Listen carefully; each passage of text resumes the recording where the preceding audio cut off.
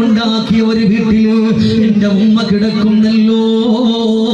ഉമ്മയുടെ അരികത്ത് പോയിട്ട് എത്രയായി മോനെ? ഒരു കൊല്ലം കഴിഞ്ഞിട്ടുണ്ട്. പോകാനുള്ള മനസ്സ് വരുന്നില്ലല്ലോ. അബൂ ത്വൽഹ തങ്ങൾ പറഞ്ഞു, അന്ന് നീ എന്നോട് അന്ന് നീ എന്റെ മുമ്പിൽ വന്നിട്ട് പെണ്ണ് കെട്ടുന്ന കാര്യം ഞാൻ പറഞ്ഞു വിട്ടത് എന്തിനാണെന്നറിയോ? അത് മറ്റൊന്നിനും കൊണ്ടല്ല. ഞാൻ നിന്നോട് പറയാനുള്ള ഒരേ ഒരു കാര്യമേ ഉള്ളൂ. എന്തേ നിന്റെ ഉമ്മ ജീവിച്ചിരിക്കണമെന്നായിരുന്നു എന്റെ ദുആ.